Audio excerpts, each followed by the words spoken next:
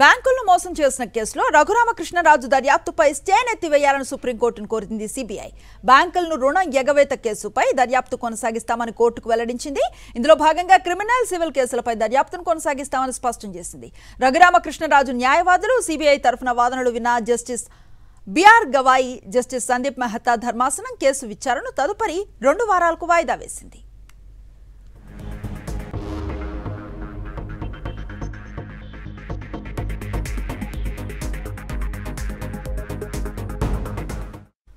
దీనిపై మరింత సమాచారం మా ప్రతినిధి వెంకటేష్ అందిస్తారు.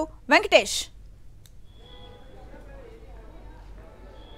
బ్యాంకులను మోసం చేసిన కేసులో తెలుగుదేశం పార్టీ నాయకుడు రఘురామకృష్ణరాజుకు సిబిఐ ఉచ్చు బిగిస్తోంది. ఈ కేసులో దాదాపు 1000 కోట్ల రూపాయలను ఎగవేశాడు రఘురామకృష్ణరాజు.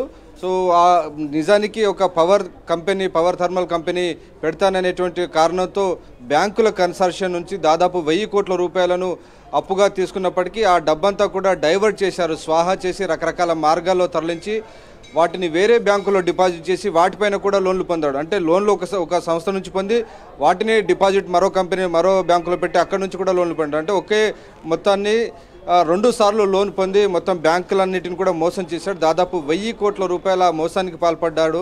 ఆ నేపథ్యంలో ఈ బ్యాంకులన్నీ కలిసి సిబిఐకి ఫిర్యాదు చేశాయి. సిబిఐ దీనిపైన దర్యాప్తు జరుపుతున్నటువంటి సమయంలో ఇటీవల సుప్రీంకోర్టులో తాత్కాలిక స్టే లభించినటువంటి నేపథ్యంలో సిబిఐ ఈరోజు మరోసారి సుప్రీంకోర్టుకు విజ్ఞప్తి చేసింది. ఈ కేసుకు సంబంధించి సిబిఐ దర్యాప్తుకు ఎలాంటి ఆటంకం కలిగించకుండా స్టేని ఎత్తివేయాలని సిబిఐకి సంబంధించినటువంటి న్యాయవాది additional solicitor general Aishwarya Bhati ఈరోజు సుప్రీంకోర్టుకు విజ్ఞప్తి చేసింది. సో ఈ కేసును justice BR Gavai, justice Sandeep Mehta ధర్మాసనం ఈ కేసులో వాదనలు విన్న తర్వాత ఈ కేసును నాన్ మిస్లినియస్ డేకి పోస్ట్ చేసింది. సో 2 వారాల్లో దీనికి సంబంధించినటువంటి తదుపరి విచారణ జరగబోతుంది. ప్రధానంగా ఈ కేసుకు సంబంధించి రఘురామకృష్ణరాజు కొడుకు భరత్ ఉన్నారు. ఆయన పేరు మీద ఇండ్ భారత్ కంపెనీ స్థాపించారు. సో ఆ ఇండ్ భారత్ కంపెనీ తమిళనాడులో ఒక విద్యుత్ థర్మల్ కంపెనీ పెడతానని చెప్పి బ్యాంకుల కన్సార్షియం నుంచి దాదాపు 1000 కోట్ల రూపాయల రుణాన్ని సేకరించింది. కానీ ఆ కంపెనీ పెట్టకపోగా ఆ కంపెనీ కోసం ఇచ్చినటువంటి డబ్బులను మరొక బ్యాంకులో డిపాజిట్ చేశారు.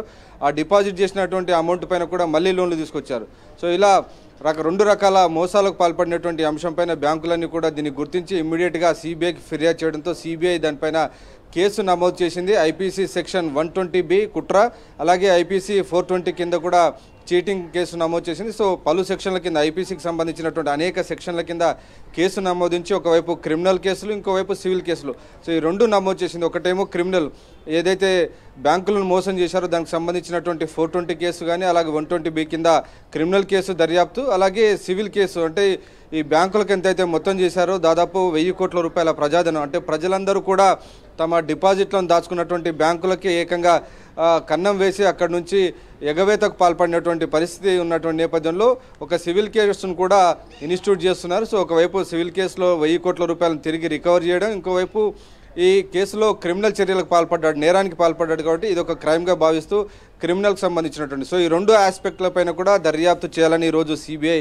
సుప్రీంకోర్టును కోరింది. ఆ మేరకు సిబిఐ ఈ కేసులో రఘురామకృష్ణరాజు చుట్టూ ఉచ్చు బిగిస్తున్నటువంటి పరిస్థితి. సో మొత్తానికి ఈ వ్యవహారంలో దాదాపు 1000 కోట్ల రూపాయలకు పైగా ప్రజాధనాన్ని, బ్యాంకులకు సంబంధించినటువంటి ప్రజాధనాన్ని పూర్తిగా ఎగవేసినటువంటి నేపథ్యంలో డెఫినెట్గా ఈ కేసులో ఒక లాజికల్ కంక్లూజన్ తీసుకొచ్చేటువంటి అవకాశం కనబడుతుంది. ఇప్పటికే ఈ కంపెనీకి ఒక దివాలా కంపెనీగా ప్రకటించినటువంటి పరిస్థితి కనబడుతుంది. సో ఈ మొత్తం వ్యవహారంలో రఘురామకృష్ణరాజు ఏవైతే మోసం చేశారో 1000 కోట్ల రూపాయలను వాటిని తిరిగి రాబట్టే దిశగా సిబిఐ అడుగులు వేయబోతుంది. ఆ మేరకు వచ్చే 2 వారాల్లో దీనికి సంబంధించినటువంటి దర్యాప్తు సంబంధించి మరోసారి సిబిఐకి సంబంధించినటువంటి విజ్ఞప్తిని సుప్రీంకోర్టు పరిగణలోకి తీసుకునేటువంటి అవకాశం కనబడుతుంది. ఈ సందర్భంగా గతంలో ఇచ్చినటువంటి సుప్రీంకోర్టు జడ్జిమెంట్లను కూడా ఈరోజు సుప్రీంకోర్టు అడిగి తెలుసుకున్నటువంటి పరిస్థితి. సో ఈ మొత్తం వ్యవహారానికి సంబంధించి త్వరగా స్టే ఎత్తివేసిన వెంటనే సిబిఐ రంగంలోకి దిగి రఘురామకృష్ణరాజు చేసినటువంటి ఈ ఆర్థిక నేరం, ఏదైతే బ్యాంకులను మోసగించినటువంటి ఆర్థిక నేరం ఉందో దీనికి సంబంధించినటువంటి అన్ని విషయాలను బయటపెట్టి